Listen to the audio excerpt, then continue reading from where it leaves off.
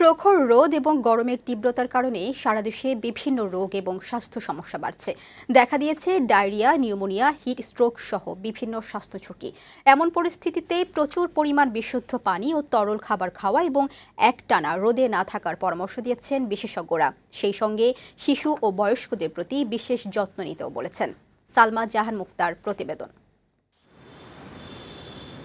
বৈশাখের শুরুতেই তাপপ্রবাহের কবলে পড়েছে দেশের অধিকাংশ অঞ্চল। এরই মধ্যে তাপমাত্রা 40 ডিগ্রি ছাড়িয়েছে কোথাও কোথাও। এপ্রিলে তাপমাত্রা 42 ডিগ্রি পর্যন্ত উঠতে পারে বলেও সতর্ক করেছে আবহাওয়া অধিদপ্তর। তাপমাত্রা 36 থেকে 40 ডিগ্রি সেলসিয়াসের মধ্যে যে তাপমাত্রা থাকে, সেই তাপমাত্রা তার ব্যক্তিকাল বেশি থাকে।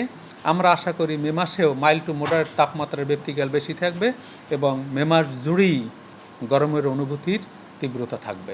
এমন পরিস্থিতিতে ডায়রিয়া, জ্বর, ঠান্ডা, কাশি, নিউমোনিয়া, শ্বাসকষ্ট, পানি শূন্যতা ও হিট স্ট্রোকের ঝুঁকি বেড়ে যায়। তাই সতর্ক থাকার তাগিদ দিলেন জনস্বাস্থ্যবিদরা। যতটা সম্ভব রোদ এড়িয়ে চলা এবং রোদ থেকে এসে ঠান্ডা পানি পান না করার পরামর্শ দেন তারা। সবাই কিন্তু ঝুঁকির মধ্যে, বিশেষ করে ছোট বাচ্চারা বেশি, বয়স্করা বেশি, এবং যারা বিভিন্ন রোগে আক্রান্ত থাকেন।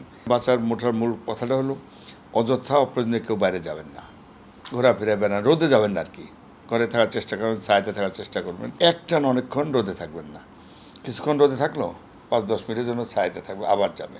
সুস্থ থাকতে বাইরের খাবার ও পানীয় গ্রহণ না করার পাশাপাশি প্রচুর পরিমাণে বিশুদ্ধ পানি ও তরল খাবার খাওয়ার পরামর্শ দিলেন এই বিশেষজ্ঞ। পানি পান করবে বেশি, ডিহাইড্রেশনের ঝুঁকিটা বেশি। শুধু পানি না, আমাদের একটু লবণ মিশ্রিত পানি হলে ভালো হয়। পানিটা অবশ্যই বিশুদ্ধ হতে হবে। ইভেন যে বাইরে যে খাওয়া দাওয়া, এই যে অস্বাস্থ্যকর খাওয়া, এগুলো খাবে না।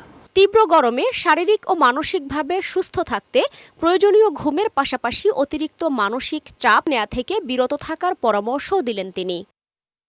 সালমা জাহান মুক্তা, বৈশাখী সংবাদ, ঢাকা।